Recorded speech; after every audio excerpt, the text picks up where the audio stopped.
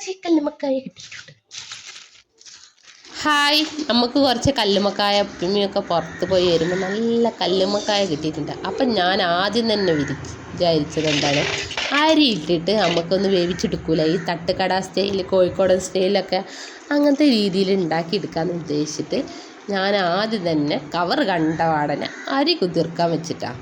അപ്പം മെയിനായിട്ട് അരി കുതിർക്കാൻ തന്നെ വെക്കണം, കുറച്ച് 1-2 മണിക്കൂർ തന്നെ വെക്കണം.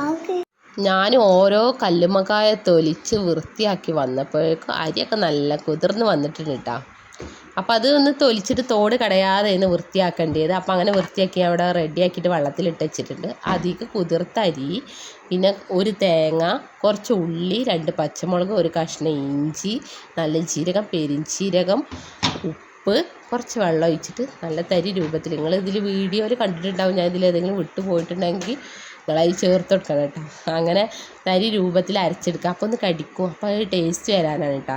അങ്ങനെ ആ തരി രൂപത്തിൽ അരച്ചെടുത്ത് ഒരു പാത്രത്തേക്ക് കൊട്ടിയിട്ട് അതിലേക്ക് കുറച്ച് അരിപ്പൊടി ഇട്ടിട്ട് സെറ്റാക്കി എടുക്കുക. അപ്പോൾ ഉരുള രൂപത്തിലാവും. അപ്പോൾ നമ്മൾ നേരത്തെ വൃത്തിയാക്കി വെച്ചില്ല കല്ലുമ്മക്കായ, അതൊക്കെ അതിലേക്ക് സെറ്റാക്കിയിട്ട് കവർ ചെയ്തിട്ട് മൂടിയിട്ട്, അതാണ് തോല് തൊലിക്കാതെ. അപ്പോൾ ചിലവർ പുഴുങ്ങിയെടുക്കരുത് ഒരിക്കലും കേട്ടോ. പുഴുങ്ങിയെടുക്കുമ്പോൾ ആ തോലുമെന്ന് വിടും. ഇത് നമുക്ക് തോടോട് കൂടി കിട്ടാൻ വേണ്ടിയിട്ടാണ് അടർത്തി എടുത്തിട്ട് അത് ഉള്ളിൽ അതിൻ്റെ കാഷ്ടമൊക്കെ കളഞ്ഞതിന് ശേഷം കഴുകിയെടുക്കുന്നത്. അങ്ങനെ അതിലേക്ക് ഓരോന്ന് കവർ ചെയ്ത് വാഴൻ്റെ ഇലയിൽ ഇഡ്ഡലി ചെമ്പിൽ വെച്ചതിന് ശേഷം ആവിയിൽ 15 മിനിറ്റ് 20 മിനിറ്റ് ആയിക്കോട്ടെ, കുറച്ചധികം ടൈമിൽ തീ കുറച്ചിട്ട് ഞങ്ങൾ വേവിച്ചോളി. അപ്പം നല്ല, കാരണം അരി ആയതുകൊണ്ട് കുറച്ച് അധികം വേവുണ്ടാവും. അപ്പോൾ കുറച്ചധികം വേവിച്ചെടുക്കുക. എന്നിട്ട് നല്ല വെന്തെന്ന് ഉറപ്പ് വന്നാൽ മാത്രം അത് തുറന്ന് നോക്കുക. എന്നിട്ട് ചൂടോട് കൂടിയൊക്കെ ചെയ്യുക നിങ്ങൾക്ക്. അപ്പോൾ അതിലേക്കുള്ള പിന്നെ അടുത്തത് നമുക്ക് കായാണ് ഉണ്ടാക്കുന്നത്. കായത്തിൻ്റെ കൂട്ടെന്ന് വെച്ചാൽ സെയിം തന്നെ, മീനിക്കൊക്കെ എടുക്കുന്ന പോലെ മഞ്ഞൾപ്പൊടി, മുളകും പൊടി, ഉപ്പ്.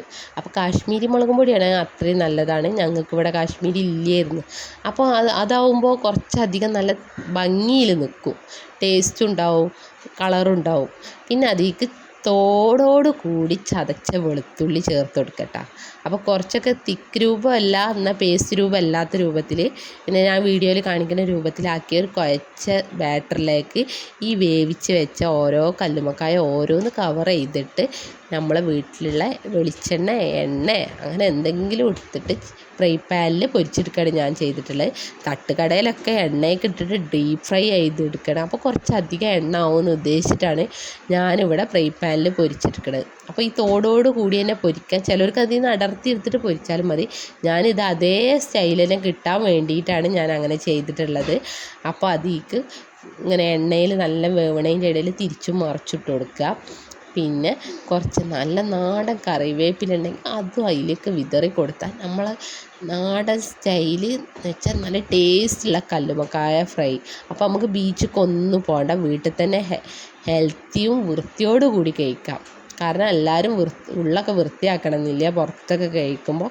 അപ്പോൾ നമുക്ക് വിശ്വാസത്തിൽ കഴിക്കാൻ പറ്റും ഈ കല്ലുമ്മക്കായ ഫ്രൈ. അപ്പോൾ എല്ലാവരും ട്രൈ ചെയ്യണം. ഞാൻ കുറേ കാലത്ത് ആഗ്രഹിച്ചൊരു കല്ലുമ്മക്കായ, അപ്പോൾ നമ്മളവിടെ തിരൂർ ഭാഗത്തൊന്നും കിട്ടാനില്ല എന്ന് പറഞ്ഞിട്ട് ഞാൻ കല്ലുമ്മക്കായ വരുത്തിച്ചിട്ട് അങ്ങനെ പൊരിച്ചെടുത്തതാണ്. അപ്പോൾ കുറേ ദിവസത്തെ ഒരു ആഗ്രഹമായിരുന്നു ഇങ്ങനെ അരി വെച്ചിട്ടുള്ള കല്ലുമ്മക്കായ ഫ്രൈ കഴിക്കണം. അപ്പോൾ ആഗ്രഹം തീർന്നു. ഭയങ്കര ടേസ്റ്റി ആയിരുന്നു, എല്ലാവർക്കും ഇഷ്ടപ്പെട്ടിട്ടാണ്. അപ്പോൾ ഒരുവിധ ആൾക്കാർക്കൊക്കെ ഇഷ്ടപ്പെടും. അപ്പോൾ ട്രൈ ചെയ്യണം, ഫീഡ്ബാക്ക് അറിയിക്കണം, മെൻഷൻ ചെയ്യാൻ മറക്കരുത്. സേവ് ചെയ്ത് വെച്ചോളി വീഡിയോ.